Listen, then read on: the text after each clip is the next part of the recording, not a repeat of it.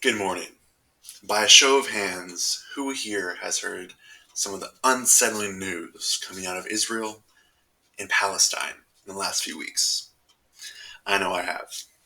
My name is Nathan Calhoun, and as we all know, this world is getting full of information that is getting easier and easier to consume.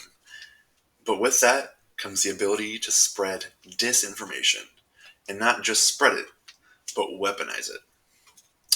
Today, I will explain how the weaponization of words can lead to serious, real-world consequences. In this speech, I will briefly recap some of the happenings in Israel and Palestine over the last 8 decades, talk about what's going on today, and what we can do to observe and potentially prevent the spread of disinformation. In 1948, the Jewish state of Israel was established. As we all know, that was right after the Second World War and, of course, the horrible, horrible Holocaust. And the Western world agreed that the Jews needed a safe place to call their homeland, so they set up the Zionist state of Israel. But when that was set up, even though it was set up under a republic, it did not take into account the high population of ethnic Palestinian Muslims that lived in the region. So they were essentially boxed into two regions within Israel, Gaza and the West Bank. For the last 8 decades, Palestinians have lived in oppression and have been cut off from the outside world through blockades and constant military oppression from Israel. Intermittent fighting has taken place over that time, but really, Palestinians didn't stand a chance against the powerful Israeli military that is backed by the United States. And with that, they have also started to incorporate Jewish settlements within ethnic Palestine to try and make that land ethnically Jewish. Now that you know a bit of the background, we can go into what is happening today. On October 7th, Hamas launched horrible attacks, terrorist attacks, on Israeli citizens with the sole intention to kill Jews. They weren't trying to take Israeli land, they were trying to make a statement. That is the stated goal of Hamas. They are the dictators, per se, of Gaza. They are the controlling group by force, of course, and they don't represent the views of all Palestinians. But yes, they launched a horrible terrorist attack, including ambushing a concert festival, which I'm sure you saw in the news, killing over 400 innocent Jewish civilians.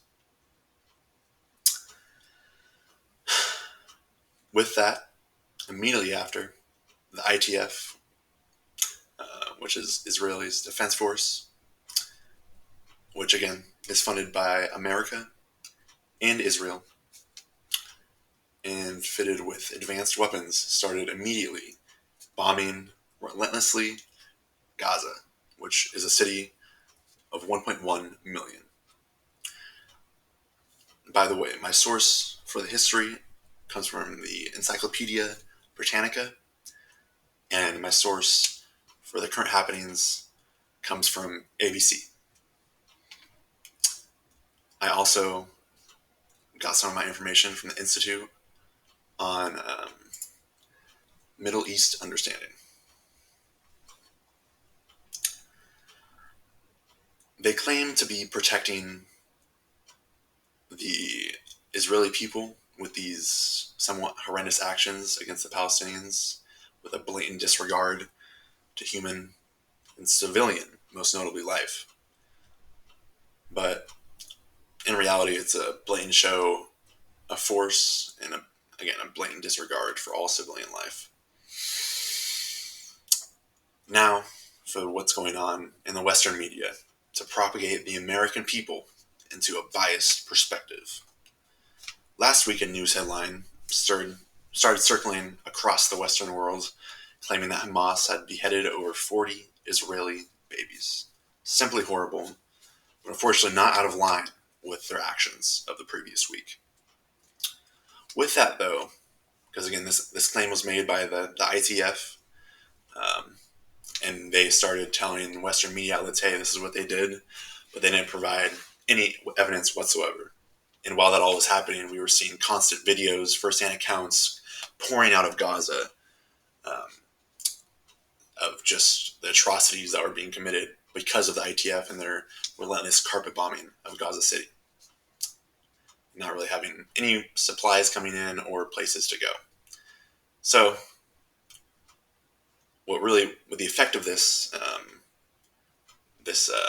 you could say, potential disinformation was the Western world really became galvanized about not just Hamas, but all the Palestinians, because the less educated people in the Western world maybe don't look into it much. They just see the headline and say, "Oh, Hamas, they represent Palestinians, so Palestinians are bad. They're the bad guys," and it really just helps to justify Israel's side in this war. So, in conclusion, the conflict runs far deeper than just the last month or the last decade. It spanned for the better part of a century and has no end in sight. Disinformation will continue to pour out of this war, torn, injustice-ridden hellscape.